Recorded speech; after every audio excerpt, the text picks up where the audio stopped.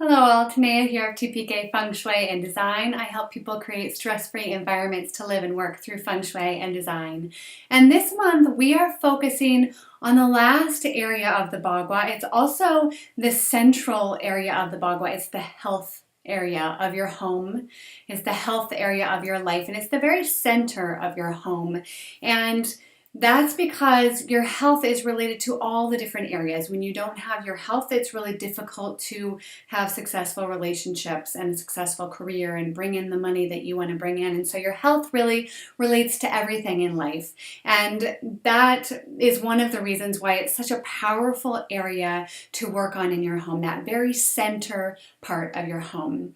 And this month, since we're focusing on the health area, I want to talk a little bit more about stagnation and the stuck parts of your space, the stuck parts where energy can't flow, and the stuck parts of your life. We touched on that a little bit last week, but I want to bring together for you the connection between health and stagnant parts of your home or your life, because your home is a reflection of your life, and whenever you're feeling like there are stagnant parts of your life, it will be reflected in your home. Always.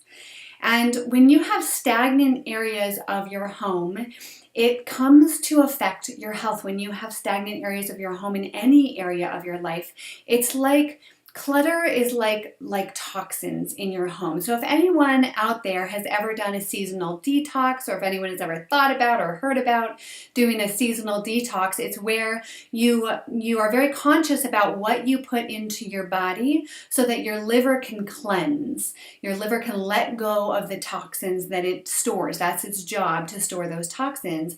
And in your home, the clutter in your home is like toxins. And this is really, it's so important to bring this home. It's so important to realize all of the ways in which the clutter sucks your time, it drains your energy. It does all of these things that happen to you when your body is a little bit too full of toxins. You feel a little sluggish, you feel stagnant, you feel a little stuck, you don't feel like you're operating at your optimal health. And when your home has a lot of clutter in it, your house is also not operating in its optimal way that it can.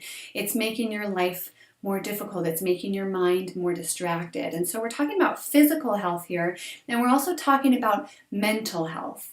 And so clutter in your home is like the toxins in your body. Just the way that your body stores up toxins, your home tends to collect and store up clutter.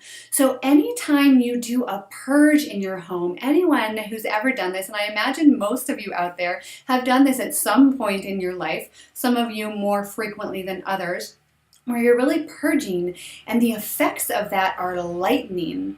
They're clarifying. You feel lighter, you feel more optimistic, you feel more energized. And that's the same thing when we clear out toxins in our body. We feel the exact same way.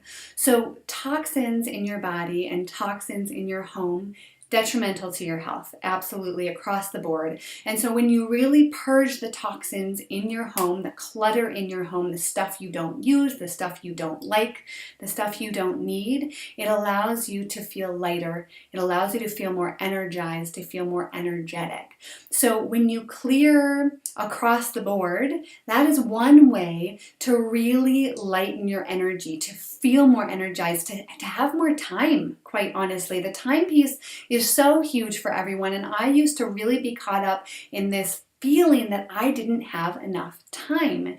And when I cleared out all of the stuff in my home that I didn't love, all of a sudden I have more time, because our stuff takes up an incredible amount of time, and it's reverberated into the rest of my life, so that with the clients that I work with and myself, whenever you clear out the stuff that you don't like, the physical stuff in your home that you don't like, all of a sudden in the rest of your life becomes full of only the things that you love. You start to say no to the things that don't bring you joy. You have a lot more clarity, so it's a lot easier to do that.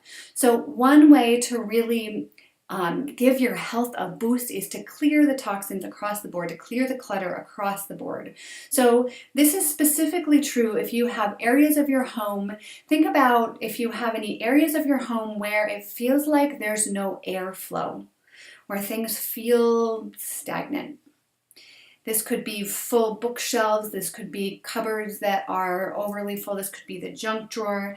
Is there an area of your home that makes your breath tighten whenever you see it or whenever you think about it? And are there areas that you dread opening up? Those are all signs that those areas could stand to have a purge, to clear out the toxins. And that stuck stagnant energy in your space is going to reflect some stuck stagnant areas of your life. And nobody wants that. So when you clear away the physical piece, it allows you to, in the rest of your life, have more joy, have more space, have more time. It's enlightening. It's fantastic. I highly recommend it. And then the second way to really focus in on your health, on that, if you're experiencing, physical or mental health that's not where you want to be, you're 10 pounds overweight, or in your mental capacity, you really focus in on the fears more often than you would like to, then it's really important to take a look at this central area of your home. This is the very center of your home. This is the health area. It's really nice when that area of your home is open, where there's space. But unfortunately, when we build homes, we tend to put a lot of closets in health areas. I don't know how many homes, the percentage of homes, probably 75% of homes of floor plans that I've worked in, clients that I've worked with, have closets, have spaces that tend to collect stagnant energy right in the center of their home. And this makes sense in a lot of ways because these are the internal walls and you want to have windows on your external walls, but there are ways to build good feng shui into your home. And this is just one example of it. Taking a look at that health area of your home. If you are building or remodeling, you want to take a look at that central area of your home and see what exists there. Is there spaciousness? Is there a space for that opportunity, for that flow of energy, that natural flow of energy? There are very few areas of your life where this is more important. The health area of your life, it's incredibly important to have that active flow of energy in and out so that things don't stagnate, because when parts of your body and your physical health stagnate, that's when you see disease. So it's really important to have this natural airflow in and out of the health area of your home, that central part of your home. I have a number of clients that I've worked with who had these closet spaces in the center of their home. For example, one client that I worked with, it was a couple, they're empty nesters and lived in a home that they've been thinking about selling, and they've been wanting to downsize, and they've clutter in lots of places. So I was working with them in a number of different areas, but the very central part of their home was all the ductwork for their home, was the closet underneath the stairs, was part of the stairs. It was inaccessible. It was space that was not accessible. It was space that was really difficult to use well. It was space that collected stagnant energy really easily. And you could see that reflected in their life. There was this kind of constant desire to feel better in their bodies, and the inability to access that health, this constant looking and searching. Is it this? Is it this? Is it my diet? Is it all this? They had researched an incredible amount of different things, a lot of kind of natural roots, but also Western medicine, lots of different ways to feel better in their bodies, to feel like they could shed that last 10 pounds, to feel like their mental health was in a place that was positive, where they could attach on to the positive thoughts instead of going down those rabbit holes of negativity and fear. And so it really has to do with your mental health and well-being, and your physical and emotional health and well-being. I have another client that I worked with who was living in a space that she had downsized into, and she had recently unloaded a storage container. So there was a lot of stuff in her space, and the one main closet in the space, which was not large, was in her health area. The space itself was not large. The closet in the health area was enormous.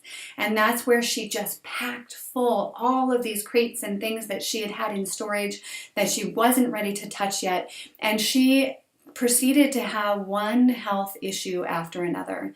I mean, really, it was astonishing the number of health issues that were coming along, and the lack of energy, and the potential ulcers, and the mishaps at work. So both physical and mental and bodily health. And it makes it really difficult when you have that area stuffed full. It makes it really difficult to pull that stuff out, to let go of that stuff. And so that was a really difficult process for her. It's easier for some people than it is for others. And when your space is really crammed full, and it's a huge space that's deep and dark, and you can't get back to that true health area, that true center of you, then it makes it really difficult to be happy in your life. Because again, this health area, it affects everything else in your life. It affects how well you're recognized for your strengths. It affects how much money you're able to bring into your life, how successful you're able to be in your career, the helpful people that you can bring into your life. It affects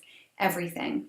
So I'm really excited this month to be focusing in on the health area. Stay tuned for a guide to how to find that health area of your home, or take a look at past blogs for that. And they'll have a tip sheet coming out as well, a one-pager that you can put on your fridge, all about the health area of your home and some specific things that you can do there. But today, I just wanted to talk about how you can do an overall purge to lighten, to gain more energy in your space, and you can look specifically at that center part of your home, and you can go through any cupboards or closets or drawers in that space, any spaces that feel particularly stuck or stagnant, or like you dread opening them up.